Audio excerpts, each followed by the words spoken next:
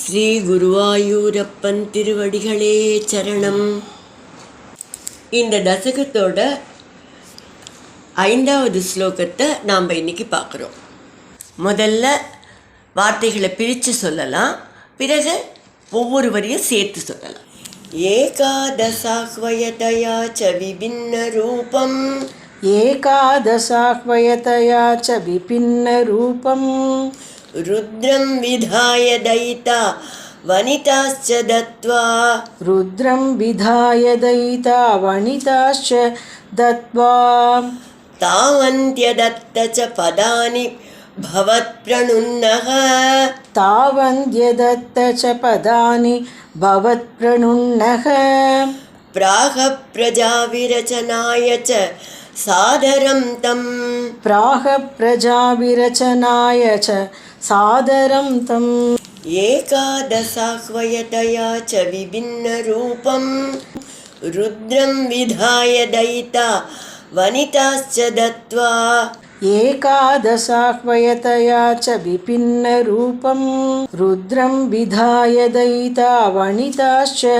தத்வா தாவந்த்யதத்த ச பதானி பவத்ப்ரணுன்னஹ பிராக பிரஜாவிரச்சனாய ச சாதரம் தம் தாவந்த்யதத்த ச பதானி பவத்ப்ரணுன்னஹ பிராக பிரஜாவிரச்சனாய ச சாதரம் தம். இப்போ நாம் இந்த ஸ்லோகத்தோட வார்த்தைகளை பிரித்து அர்த்தங்களை பார்க்கலாம். பிரம்மாவோட புருவ மத்தியிலிருந்து ருத்ரன் படைக்கப்பட்டார் அப்படிங்கிறத பார்த்தோம். அதற்கு பிறகு என்ன நடந்தது?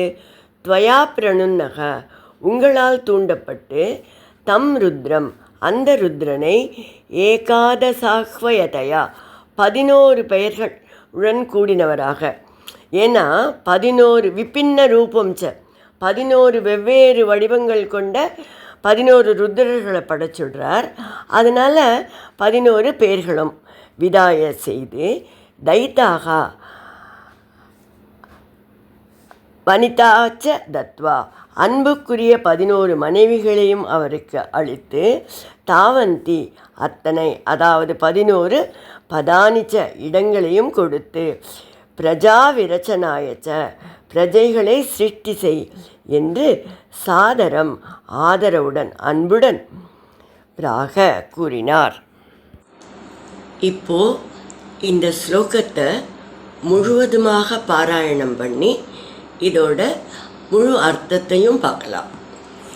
ஏகாதசாஹ்வயதயா ச விபின்ன ரூபம் ருத்ரம் விதாய தைதா வனிதாஸ்ச தத்வா தாவந்த்யதத்த ச பதானி பவத்ப்ரணுன்னஹ பிராக பிரஜாவிரச்சனாய ச சாதரம் தம். தோன்றிய போதே எனக்கு பெயர்களை கொடுங்கள், எனக்கு ஸ்தானங்களை கொடுங்கள் அப்படின்னு கேட்டு அழுது கொண்டே பிறந்தார் இல்லையா ருத்ரன். அவர்கிட்ட அதுக்கப்புறம் பிரம்மா அவர்கிட்ட என்ன சொல்கிறார், அவரை எப்படி படைக்க சொல்கிறார் அப்படிங்கிறத பற்றி இந்த ஸ்லோகத்தில் நமக்கு பட்டதிரிகள் சொல்கிறார். பிறகு பகவானே உங்களால் தூண்டப்பட்டு பிரம்மா அந்த ருத்ரனுக்கு 11 வடிவங்களை கொடுத்தார். அந்த 11 வடிவங்களுக்கும் 11 பெயர்கள். பொதுவாக நம்ம எல்லாருமே கேட்டிருப்போம், ருத்ரானா ஏகாதச ருத்ரா அப்படின்னு சொல்லுவோம். அதாவது 11 ருத்ரர்கள். அந்த 11 ருத்ரர்களையும் படைக்கிறார் பிரம்மா. 11 வடிவங்களை கொடுத்து அவர்களுக்கு 11 பெயர்களை கொடுக்கிறார். என்ன பெயர்கள்? மன்யு, மனு, மகினசன், மகான், சிவன், ருதத்வஜன், உக்ரரேதா, பவன், காலன், வாமதேவன், திருதவிரதன் என்று 11 பேர். இந்த 11 ஏகாதச ருத்ரர்கள் மட்டும் இல்லை, அவர்களுக்கு 11 பேருக்கும் 11 மனைவியர் ருத்ராணிகள். அவா பேர் என்னென்னா தி, திருதி, ரசலா, உமா, நியுத், சர்பி, இலா, அம்பிகா, இராவதி, ஸ்வதா, தீக்ஷா. இப்படி அவர்கள்லாம் எப்படிப்பட்டவர்களாக இருந்தார்கள்னா ரொம்ப மனத்துக்கினியவர்களாக இருந்தார்கள் அப்படின்னு வனிதா அப்படின்னு சொல்கிறார். அவர்களையும் கொடுக்கிறார். ஸோ ருத்ரன் மகிழும்படியாக அவருக்கு பெயர்கள், அதுக்கப்புறம் அவருக்கு மனமகிழும்படியாக மனைவிகள், அதுக்கப்புறம் 11 ஸ்தானங்களையும் கொடுக்குறார். அவர் கேட்டுண்டபடி எனக்கு ஸ்தானங்களை கொடுங்க, இடங்களை கொடுங்க அப்படின்னு கேட்குறார் இல்லையா? அதை கேட்குறதுக்கு அதுக்காக அவர் என்ன பண்ணுறாருனா ஹிருதயம், பிராணன், இந்திரியங்கள், பஞ்சபூதங்கள், சூரியன், சந்திரன், தபஸ் ஆகியவற்றையும் கொடுக்கிறார். இப்படி 11 இடங்களையும் அவர்களுக்கு கொடுக்கிறார்.